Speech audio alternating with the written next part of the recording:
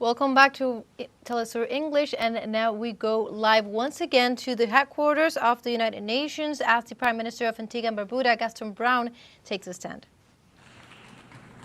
Madam President, Secretary General, Excellencies, Antigua and Barbuda speaks as a small microstate on the front line of the climate crisis, exposed to grave shocks and with restricted access to affordable financing.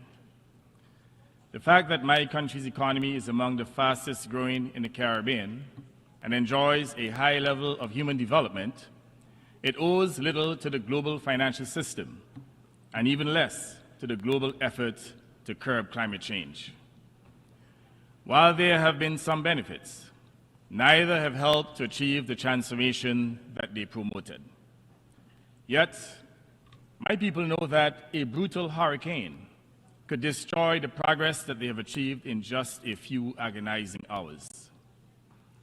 We have lived this reality before.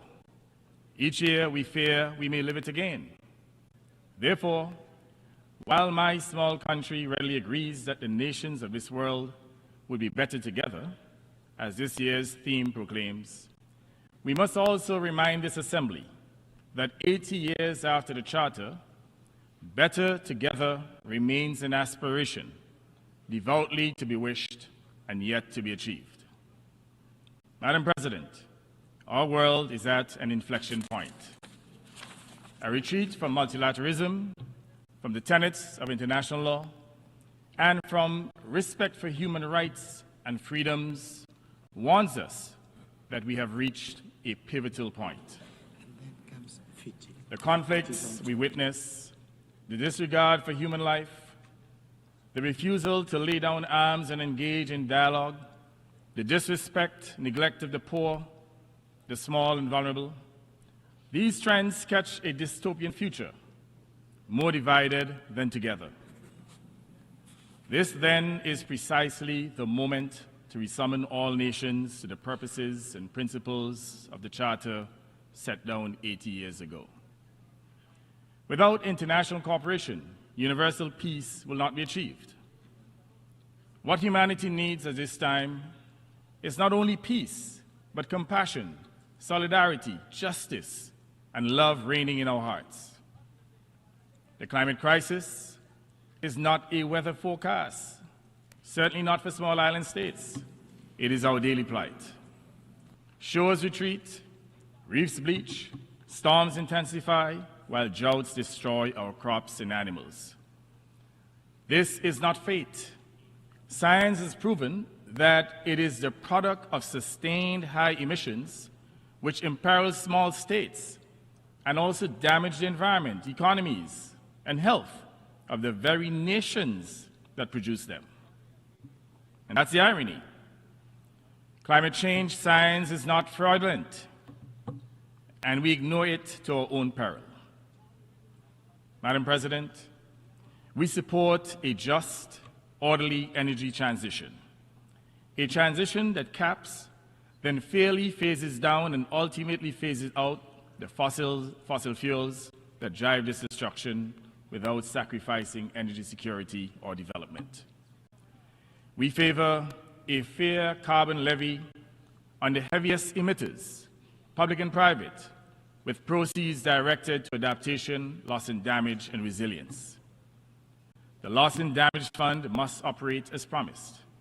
Predictable, front-loaded financing that arrives when disaster strikes, disbursed timely on objective triggers so that help comes at the speed of need. But finance must be fair before a storm hits. Right now, the inequitable international financial system makes the most vulnerable countries pay the highest price just to protect themselves. These climate disasters force us to borrow expensively to rebuild. Consequently, debt swells and resilience stalls. We call yet again for full adoption of the Multidimensional Vulnerability Index across international financial institutions so that exposure to shocks opens access to concessional terms.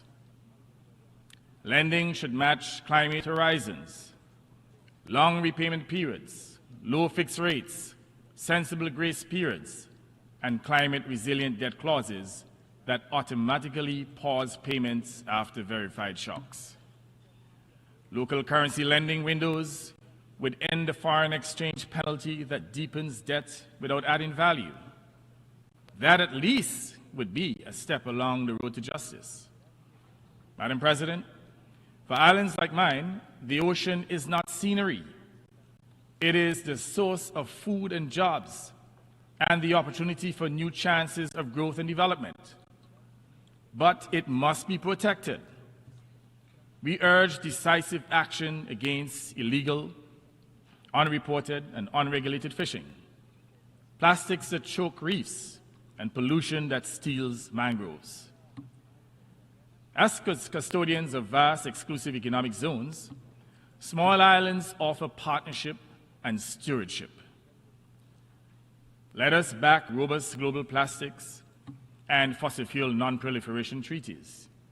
Expand blue carbon finance for mangroves and seagrass, and make maritime domain awareness and the provision of satellite and data sharing services standard support for SIDS. Until independent science proves no serious harm, we support a moratorium on seabed mining. No one should mortgage the ocean to pay, or the ocean floor to pay for short-term bills. Madam President, law must be our guardrail. Consequently, Antigua and Barbuda and Vanuatu have sought and successfully obtained from ITLAS and ICJ legal clarity on climate obligations. Legal advisory opinions now define duties of states to prevent harm and protect the most vulnerable. If major emitters will not cut greenhouse gas emissions in line with science, victim states must retain the right to pursue legal remedies consistent with international law for climate harm. And I want to make the point here that this is not hostility. It is the logic of the law. It is justice. Antigua and Barbuda supports UN reforms to include the participation of small island states having a regular, structured voice in Security Council deliberations and climate-related security risk. Excellencies, last year the world came to Antigua for the 4th International Conference on Small Island Developing States and adopted the Antigua and Barbuda Agenda for SIDS, the ABAS, a 10-year contract for resilient prosperity. We launched the SIDS Center of Excellence on Antigua with a global SIDS data hub to turn promises into projects, better data, more investments, and the achievement of debt sustainability. Those who invoke partnership should help fund and implement it. If better together means anything, it means delivering where need is greatest and fiscal space narrowest. Small states are not asking for charity. Let me make that abundantly clear. We ask for equity, for finance that fits risk, for peace grounded in law, for rights that protect the vulnerable.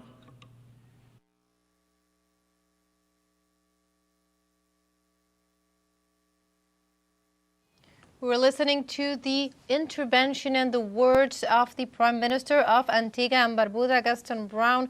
We're just live at the headquarters of the United Nations as the Prime Minister was giving his speech at this 80th debate of the UN General Assembly. As part of the Developing Island Nations, Prime Minister Browne was making a point of the importance of the collaboration and also the necessity of working together to achieve development and tackle obstacles, tackle challenges such as the consequences of climate change that impact these nations in particular the most.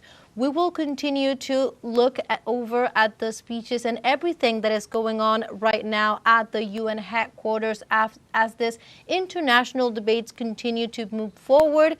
So stay tuned in teleSUR English for more news updates on this.